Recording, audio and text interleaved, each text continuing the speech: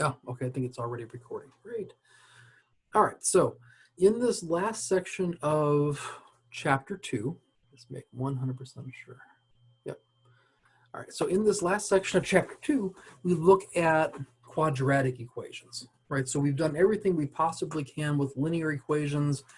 We learned how to graph them, we learned how to solve them, we learned how to use them in word problems, right? And so now we're going to go up one notch to quadratic, which means we're going to add in a squared term, right? So a quadratic equation is of the form ax squared plus bx plus c equal to 0, where a, b, and c are real numbers, and a can't be 0, because if it were, that term just wouldn't be there. You'd have a linear equation, so nothing new, right?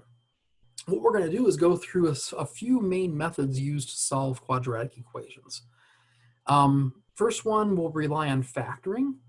Another one will rely on using radicals, square roots in particular. And then the last one, the one that always works but people typically want to avoid, is the quadratic formula, right? It yields always a solution, but you have a lot more simplification typically to deal with. But let's start off with factoring. And this is based on the so-called zero factor property, right? So basically it's a big fancy way of saying if you have a product of two numbers and you know the product is 0, the only way that can happen is if one or both of the numbers is 0 itself, right? We know that if you multiply two non-zero numbers together, you'll never get 0. So that the same way, or that's this, another way of saying that would just be that if you know a product is 0, then one of the numbers has to be 0. Okay. So for instance, what if we were to ask you to solve this equation here? You have a product of linear factors equals 0. Well, if this, remember, x represents a real number. So technically here, this expression and this expression, each one represents a real number. The only way a product of real numbers is 0 is if one of those guys is 0, right? So to find the values of x that make this true, set each one equal to 0, x minus 9 equal to 0, and 2x plus 4 equal to 0. Well, those are both linear equations, and we already know how to solve those from earlier in the chapter, right? Here you just move the 9 over, here you move the 4 over and divide by 2. Both these x values, if you were to plug them in back here, would give you solutions to this equation, okay? Why don't you go ahead and use the exact same property here, right? You have a product of expressions equals 0. See if you can find what the values of x have to be to make that true. All right, so using the same exact approach, if you set minus x equal to 0 and 3 minus 4x equal to 0, those are both linear equations. To solve this guy for x, I'm just going to multiply both sides by -1. And then same way here, I can add 4x to both sides and divide by 4. And in that way, you get two solutions, x equals 0 and 3/4. All right, great. So if an equation is already factored and there is 0 on one side, it's trivial, where you set each factor equal to 0 and solve for x. The problem is two things. One, even if the left side's factored, the right side is not always 0. You can only use the zero factor property if one of the sides is 0, right? That's the only time it works. If this were equal to 1, you cannot set each one of those guys equal to 1 and solve for x. If that were true, what you would be telling me is that in order for a product of numbers to be 1, one of those numbers has to be 1. Well, that's not true. Take a half times 2, for instance, right? A half times 2 is equal to 1, but neither of those numbers is 1 itself, right? So you cannot use that same approach if the right-hand side is anything but 0. Right, make a big note of that somewhere, because that's always a trap that students fall into. Second possibility would be that the right side's 0 all right, but the left side's not factored, right? So you can only use the zero factor property if one side is factored. And so we might have to factor before we can use it, right? That's the catch here. And so this is what's called the factoring method, right? So let's look at a few examples, right? So we'll look at these 6. Each case, notice that just first off that all of these are indeed quadratic. like quadratic means you have a squared term, a possible linear term, and a possible constant term, right? Clearly the first two satisfy those conditions. You do not have to have an x term to be quadratic, right? It's fine. As long as you have a squared term, it's quadratic. Here, well, if you were to distribute the 5x through this binomial and the -7 through this, the highest powered term would be 10x squared. Yeah, that's quadratic then. Same way here, if I distribute the x through, I get an x squared and a linear term, it's quadratic. And then 5 and 6 certainly the same way. So all these are quadratic, fine. My claim is all of them can be solved using the factoring method, right? And so let's go through one by one to see how you do that. For the first one, right, you want to get everything on one side and 0 on the other. That's true for every quadratic quadratic equation that you're going to solve using this method. One side has to be 0, the other side has to be everything else in the equation. So thankfully here, everything's already on the left. So what I'm going to try to do is factor that, right? So we can yank out a 2, notice, and then what remains, if you work it out, we'll factor as x plus 3 times x plus 2. All right, and so we have now a product of factors on the left equals 0. So we know that in order for that to hold, one of those factors has to be 0. 2 cannot be 0, but it doesn't have to be, right? You could have divided both sides by 2 here and not worried about it, right? So the only factors you're going to be interested in are the non-constant ones. All right, so if x plus 3 or x plus 2 is 0, if you solve those two equations, you get -2 and -3. Right? So those are the two values of x that will satisfy this equation. All right, this one is similar, but it's not a trinomial anymore, and so the factoring approach is different, right?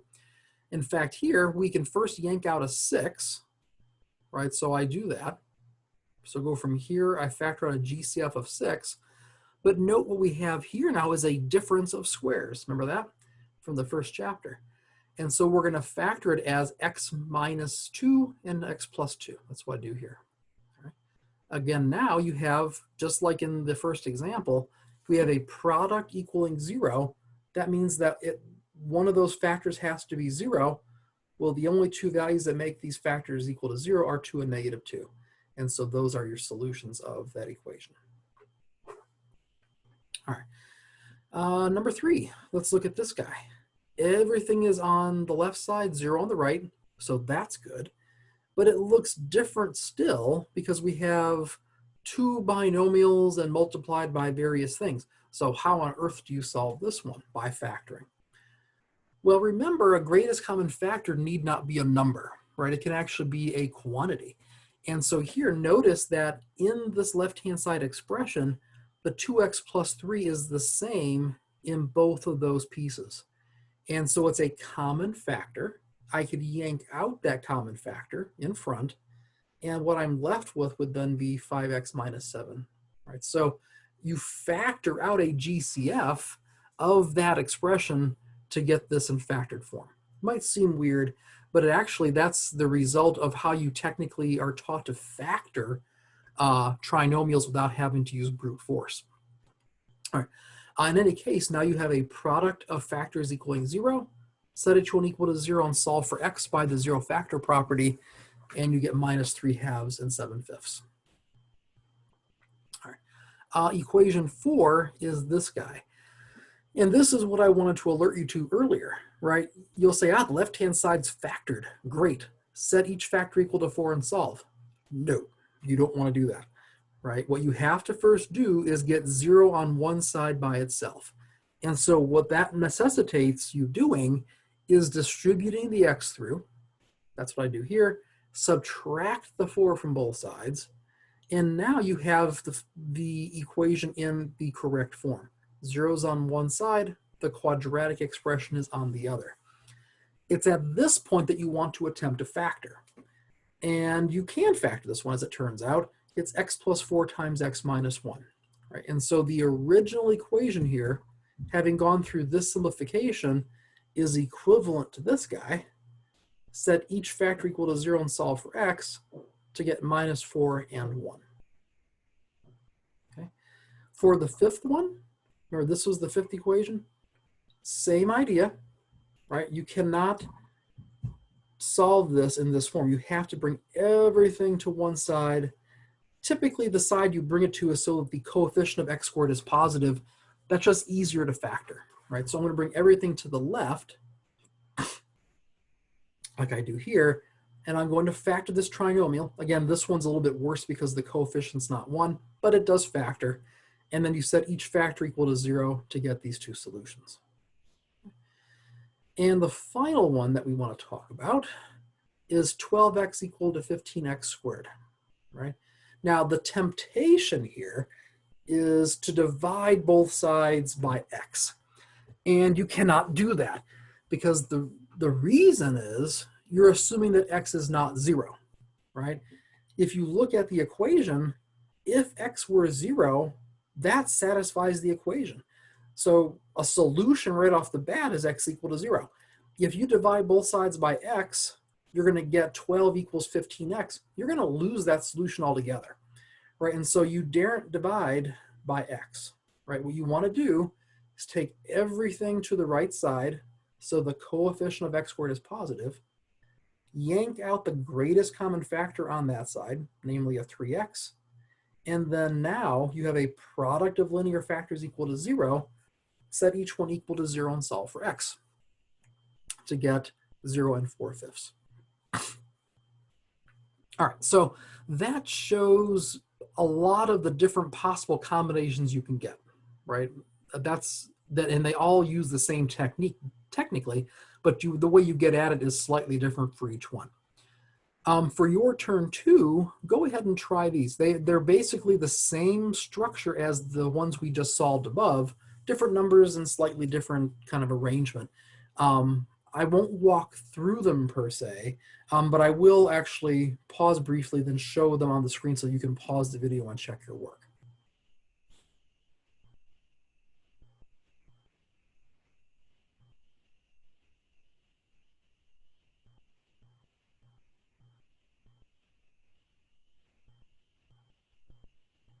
Okay. So moving on, not factoring doesn't always work. When it does, it's great, but it doesn't always work. And so another technique that's often applicable is something called a square root method. And this is only used when you have quadratic equations that are written in a certain form, right? So in other words, you have to have a linear expression squared on one side and a number on the other, right? That's what has to happen. If you have an equation of this form, remember our square root property. If y squared is equal to b, then if you were to take the square root of both sides, that would give you the values of y that would satisfy that equation, namely plus or minus radical b. All right, and so if we can write a quadratic equation of this form, then taking the square root of both sides and not forgetting that plus or minus will actually yield the solutions you want. Right, so it can be kind of a useful technique. All right, let's illustrate with example 3. All right, we're going to first look at it using the factoring method just to kind of see what the solutions have to be, and then we'll verify that you get the same thing with the square root property. All right, so first off, we have that equation. Take everything to the left, and note that it's really a difference of squares, right? And you could factor that as x minus 11 times x plus 11. Set each factor equal to 0, and you get 11 and negative 11. All right. Now, if you want to use the other property, leave it in this form, right? You don't want to take everything to one side with the square root property. You simply want a square term on one side and a number on the other. You cannot have anything but a number on this side. If this happened to have been 121 minus x, taking the square root of both sides just produces twice the misery, right? You'll never get x's on one side. So keep in mind, this means the only way this technique works is if you have a square of something on the left and a number on the other side. Okay, that's what we have here. So if I take a square root of both sides, I'll get x on one side and plus or minus radical 121, but radical 121 is 11, right? And so you do indeed get the same solutions back. All right, let's look at a more, well, let's look at this example. It's not we'll actually do this one together. So here, it's exactly the same structure as the other one, x squared equals a number, but there's no nice whole number that when squared gives you 75.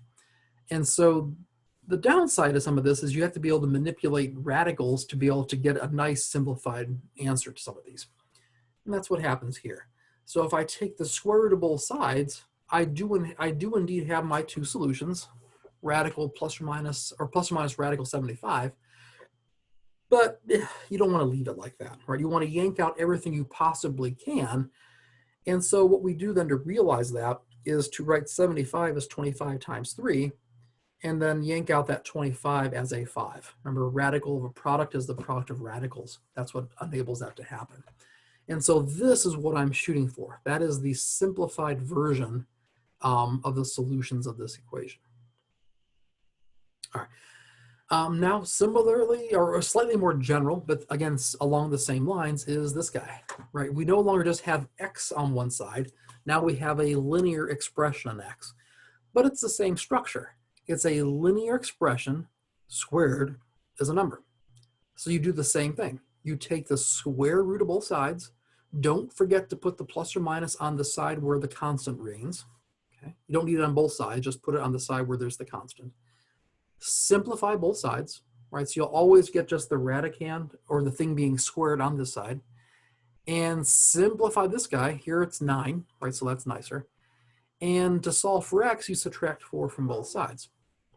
Don't forget, though, that when you have -4 plus or minus 9, there are two solutions here. There's -4 plus 9, that's 5, and -4 minus 9, that's your -13. Don't forget there are two solutions, and you should list them separately. Go ahead and try this one. Again, I won't walk through it, but I'll pause enough. It's the same exact approach in this case. Just be careful, mimic these steps, and see what you get. All right, so just take a look at this at your leisure. The only difference here is that you involve fractions, but aside from that, it's basically the same idea. All right, next up, same method, but there's nothing saying that you can't get imaginary solutions, right? I never said that the right-hand side had to be a non-negative number. It could be negative, right? And so for instance here, x squared plus 1 equal to 0, if I certainly cannot factor that because it's a sum of squares, not a difference, right?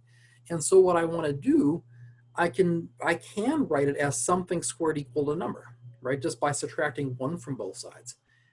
In this case, if I were to take the square root of both sides, I get x on one side, but remember, radical -1 is by definition I. And so you could even omit this middle step here. If I have radical -1, the solutions of this equation are purely imaginary. They're plus or minus I. Okay. Do the same sort of thing here. Let's actually walk through this one together. So I have x squared plus not 1 now, but 81. If I want to use the radical method, I'm going to take the 81 to the right side, take the square root of both sides, but the minute I take the square root of both sides, now I have a square root of a negative number. Square root of -81 is equal to square root of -1 times the square root of 81. But remember, the square root of -1 is I, right? And so I get plus or minus 9i as my solutions of this equation.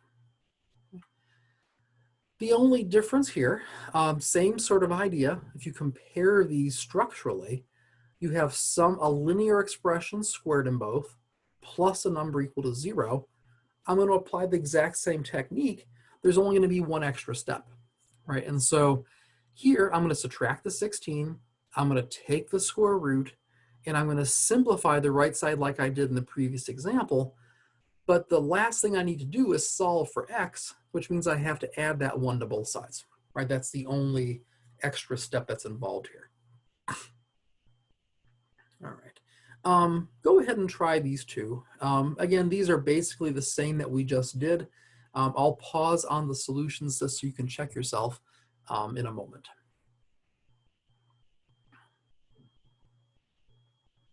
Oops. All right, so you can see fully that if you take the square root of both sides and simplify, you'll get imaginary solutions here. And here in this one, again, there's an additional step. Not only do you have to move the 2 over, eventually you have to divide by this 5 as well. So that's as bad as it can really get.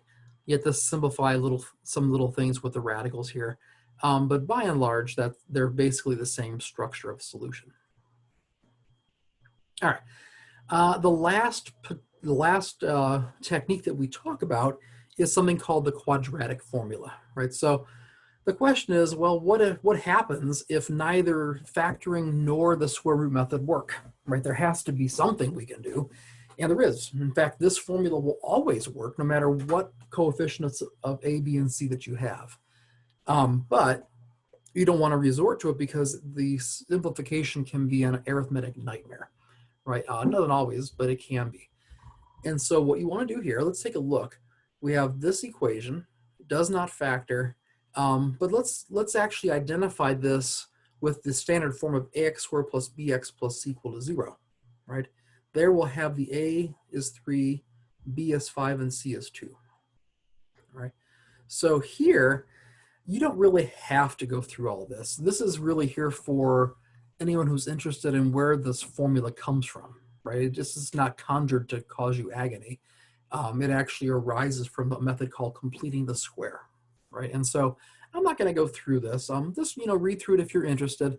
But by the end, what the formula that we have is the following, right? The solutions of a quadratic equation that can be written in this form is given by this formula. And yes, you do have to kind of remember it.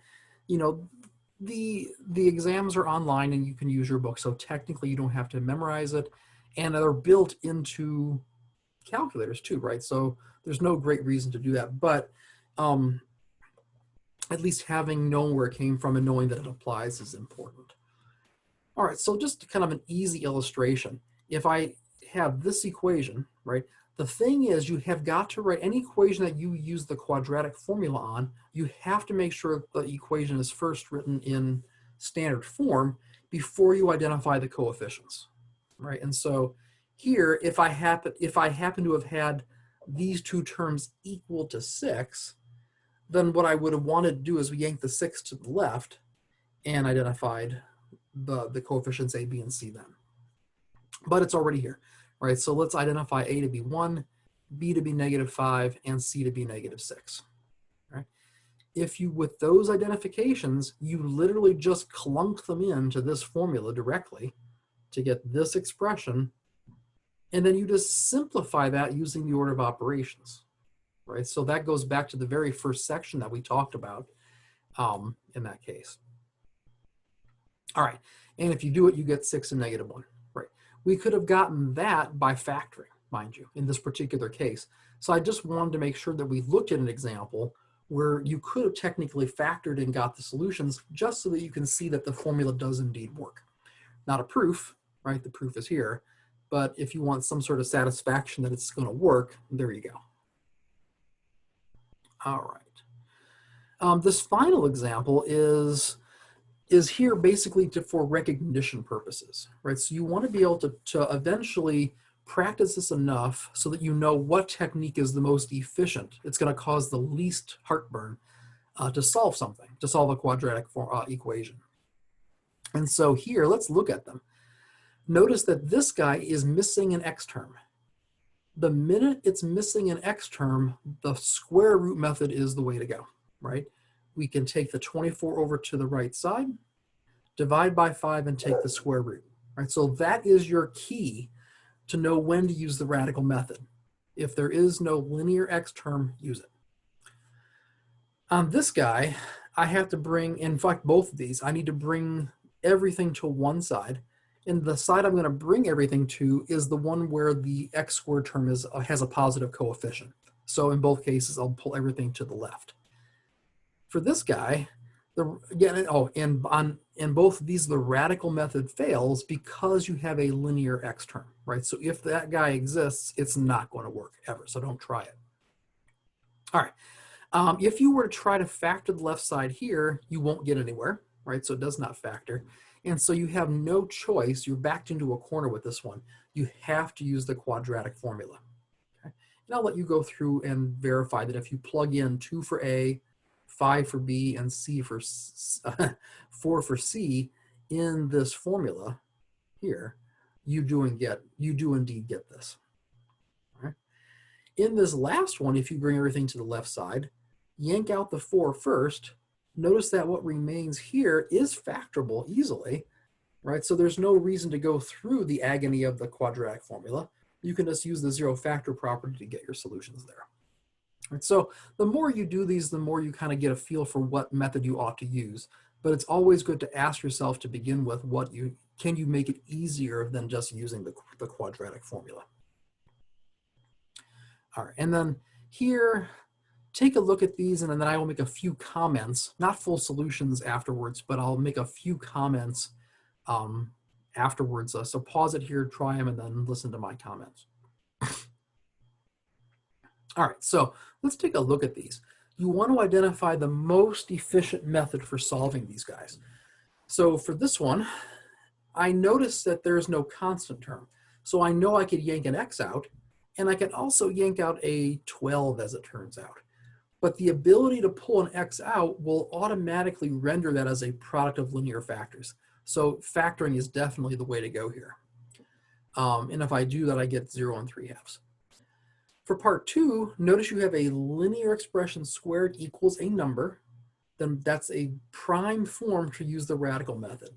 All right, so you take the square root of both sides, simplify, and then solve for x as I have here. For numbers 3 and 6, same sort of idea here.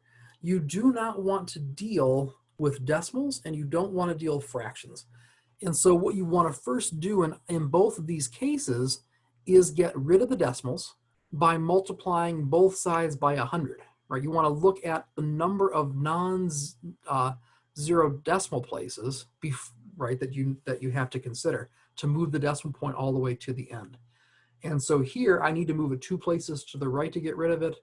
Same thing here. So I'm going to multiply both sides by 100 to do that. And then I'm going to yank out the 20 and factor. Okay. For this guy here, I'm going to multiply both sides by 6 to get this equation. And unfortunately, after having done that here, you have to use the quadratic formula. But you definitely don't want to use the quadratic formula with fractions. That would be a nightmare beyond all other nightmares, right? So clear the fractions, and then if you have to use the formula, then go ahead and use it.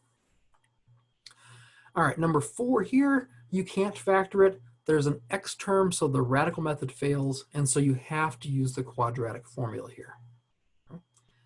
In number 5, remember, do not divide by x, right? You want to bring everything to the left side. That's where the x squared's positive coefficient. Factor the x out, and then set each factor equal to 0 and solve for x. Okay. Between this your turn and the previous example, those embody the main types of equations and the forms that you'll bump into. Right? So try to go through those again and just make sure you're comfortable before you try the homework problems. All right, and then this one, I'm going to hold off on talking about these at the moment. These are just a couple of word problems that involve quadratic equations, right? So take a look at those. There are only a couple in the homework, I believe, just for recognition's sake. And look at the supplemental videos that I have posted on the list as well, just to see how you model a word problem using a quadratic equation. Once you have that equation, you solve it using one of the methods that we have introduced in this section. Right, so give it a go and see what happens. This will take you a little while just because of the arithmetic, but let me know how it goes. All right, see you later. Bye.